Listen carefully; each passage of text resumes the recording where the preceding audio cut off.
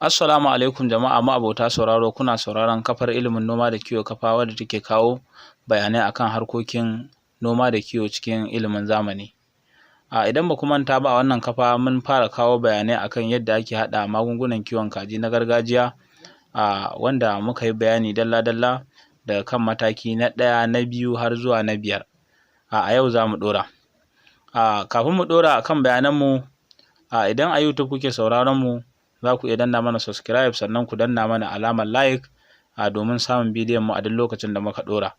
Sannan za ku iya bibiyar mu a TikTok, idan a TikTok kuke bibiyar mu kuma ku danna mana follow. Idan kuma a Facebook kuke bibiyar mu, za ku iya danna mana follow. Sannan kar ku manta, kafar ilimin noma da kiwo tana da website wadda za a iya samun bayanai a rubuce wanda za ku iya karantawa. Za ku iya shiga Google ku rubuta www.iliminnomadakiwo.com domin samun bayananmu na noma da kiwo da muke gabatarwa masu matuƙar muhimmanci. Don haka za mu ɗauka. Idan ba ku manta ba, a bayananmu na ƙarshe, ko in ce kashi na 5 da ya gabata, mun yi alƙawarin cewa za mu kawo bayani akan fa'idojin amfani da barkono da aloe vera. Da farko dai, ita aloe vera akwai wasu muhimman abubuwan ban al'ajabi cikin amfani da ita ga tsuntsaye, wanda ba kowa ne ya san da su ba. Waɗannan abubuwa idan mutum ya san su, to kuwa zai iya ajiye amfani da maganin bature wajen kiwon kajinsa. Kamar yadda bincike masu yawa suka gudana akan amfani da ganyen aloe vera a kaji, a inda dukkanin binciken da aka yi a kanta suka nuna nasarori masu yawan gaske. A nan ga kaɗan daga cikin irin abubuwan da aka gano masu amfani wanda ganyen aloe vera ke da shi a fannin kiwon lafiyar kaji kowane irin jinsi.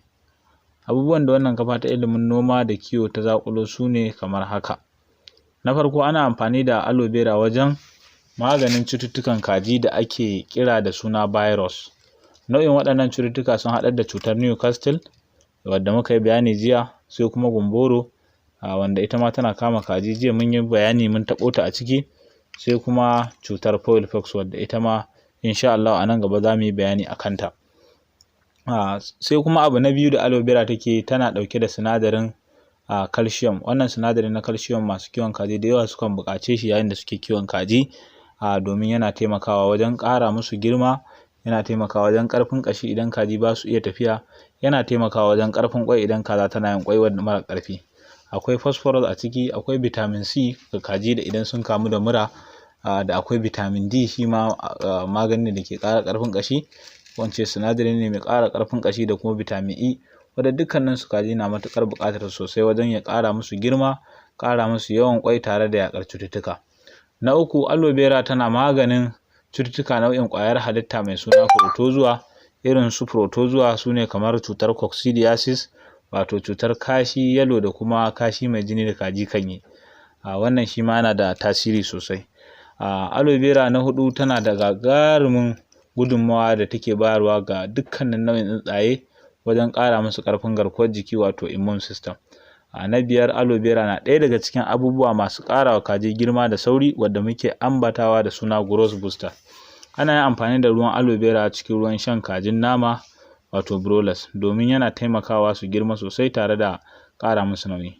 Domin haɗa kajin ku sinadarin ƙara girma da sauri, wato growth booster, sai a samu aloe vera, a katse ruwan ta, haɗa da ruwa ɗan kaɗan yadda zai kauri, sai a riƙa zuƙar mil 1 na sirinji, a riƙa zubawa a ruwan shan kaji ɗan madaidaici, sai a riƙa ba su suna sha a matsayin ruwan shan su aƙalla na tsawon awa 3 a kowace rana har zuwa kwana 4. Idan aka yi haka, insha Allah za a sha mamaki. Sai bayani na gaba, wanda shine bayani akan barkono. Kamar yadda yake, barkono ɗaya ne cikin abubuwan da mutane ke amfani da shi yau da kullum, duk da yake wannan sanannen abu ne, amma mutane da yawa ba su da masaniya akan ɗimbin dalilan da yasa suke amfani da shi. Barkono yana da amfani sosai a jikin mutum idan har ka ɗauke zafin da yake da shi. Amma a ɓangaren tsuntsayen da muke kiwo, kamar irin su kaji, tattabaru, agwagi, zabi da sauransu, abin ya wuce mu kira shi da iya amfani, sai dai mu ce maƙura. Idan ya kasance zafin yajin barkono na cutar da mutane, to su tsuntsaye kwata-kwata ma ba sa jin sa, balantana ma ya hana su ci ko ya cutar da su. Muhimman sinadaran da ke cikin barkono. Kamar yadda kafar backyardfarmlive.com ta rawaito cikin bincikenta mai suna "Can Chickens Eat Chili Peppers? Plus All Amazing Benefits", wannan kafa ta kawo abubuwa muhimmai akan barkono guda 5 kamar haka. Antioxidant wato sinadaran da ke hana samuwar sinadarai masu cutarwa a cikin jiki wato free radical a yayin da jiki ke gudanar da ayyukansa. Misali, idan sinadaran abinci wanda ba za su daidaitu da tsarin jiki ba bayan an niƙa su, waɗannan sinadarai na zuwa su aure su mayar da su ba masu cutarwa ba. A cikin barkono akwai su kamar haka. Akwai vitamin A. Vitamin A antioxidant ne mafi ƙarfi wanda yake taimakawa wajen kyautatuwar ƙwayoyin haihuwa tare da ƙara garkuwar jiki a kaji. Vitamin C antioxidant ne da ke haɓaka garkuwar jiki. Sai vitamin B6 mai tallafawa wajen shigar abinci ciki yayi amfani wato anabolism tare da fitar da marasa amfani wato catabolism. A taƙaice a turance ana kiransu gaba ɗaya metabolism. Sai vitamin K1, shi kuma vitamin K1 a kaji yana inganta lafiyar ƙashi da aikin ƙoda. Sai potassium, shi kuma yana aiki wajen ƙarawa kaji juriyar tsananin zafi wato thermotolerance. Sai kuma sinadarin copper yana daga cikin sinadaran da ya zama wajibi sai sun yi aiki kafaɗa da kafaɗa da wasu sinadaran enzymes, sinadaran da ke haɗa chemical reaction a jikin halitta sun yi aiki da shi. Copper yana taimakawa wajen sarrafa abinci cikin jiki, ƙara girman jiki musamman tsoka, sannan yana ƙara wa jiki kamar ko kuma damar motsa garkuwarsa a lokacin da aka samu damuwa cikin jiki wato immunocompetence.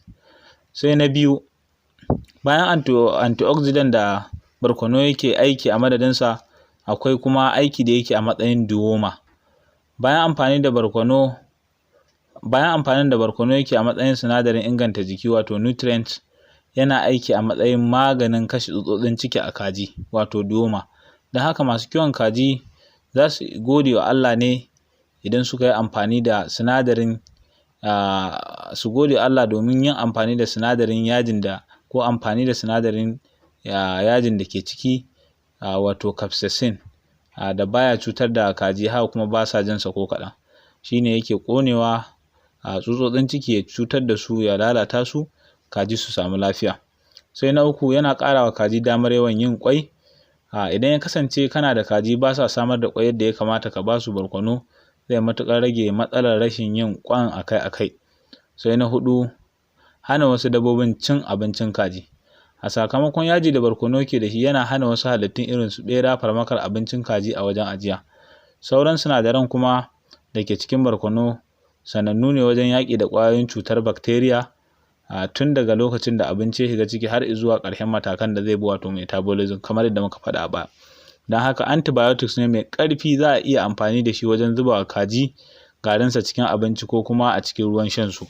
Ana haɗa shi cikin maganin yaƙi da ƙwayar cutar virus domin yaƙi da secondary infection daga bacteria. Kamar yadda muka yi bayani a baya akan secondary infection a bayaninmu na baya, mun bayyana ma'anar secondary infection. Su ƙarin amfanin barkono. Cikin zurfafa bincike akan amfanin barkono, mun sake cin karo da wani bincike da researchgate.net ta wallafa mai suna Hot Red Pepper Powder Supplementation Diet of Broiler Chickens, wanda Dr. BK Bidyati na Galan University Department of Livestock Production and Management, PhD of Animal Nutrition ya wallafa.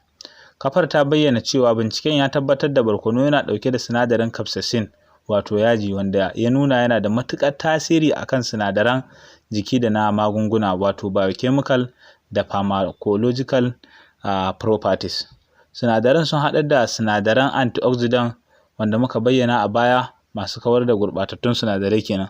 Sai anti-inflammatory masu yaƙi da kumburi, da anti-allergic masu sawa jiki reaction, da masu yaƙi da masu sa jiki reaction, da kuma anti-carcinogenic wanda ke rage haɗarin kamuwa da cutar kansa wadda ake ce mata cutar daji. Bincike da yawa sun tabbatar da tasirin barkono akan kajin broilers wato kajin nama wajen ƙara musu nauyi, ƙara musu juriyar zafi, ƙara musu damar niƙewar abinci a cikinsu. Wasu binciken masu alaƙa da wannan sun bayyana yana ƙara nauyi, cin abinci da yawan abincin da ke amfana jikin kaji. Haka kuma kalar da ke jikin barkono tana inganta kalar ƙwanduwar ƙwai wato egg yolk a kajin ƙwai. Waɗannan su ne irin baiwakin da sinadarin barkono ko in ce barkono yake da su, wanda ya isa hujja da za mu ɗauka mu yi amfani da shi a matsayin magani ko da bai kasance a cikin waɗancan magunguna ba. A nan muka kawo ƙarshen bayaninmu na yau. A bidiyo na gaba za mu ɗora da binciken da jami'ar Uganda ta kawo, wadda shine asalin binciken da muka fara yin bayani a kansa tun farko. Za mu ɗora akan cuta ta gaba, wadda ita ce cuta ta biyu mafi haɗari a cikin harkar kiwon kaji. Wannan cuta za mu yi bayanin ta dalla-dalla, ita ma da magungunanta, kamar yadda binciken na jami'ar ya kawo, tare kuma da wasu bincike da suka kawo, tare kuma da irin yanayin yadda gwaje-gwajen da muka yi kuma muka ga tasirin waɗannan magunguna. Za ku iya ci gaba da bibiyar mu a kafar ilimin noma da kiwo ta Facebook, ta Twitter, ko kuma ta TikTok, ko kuma a YouTube. Ilimin noma da kiwo ta ku ce.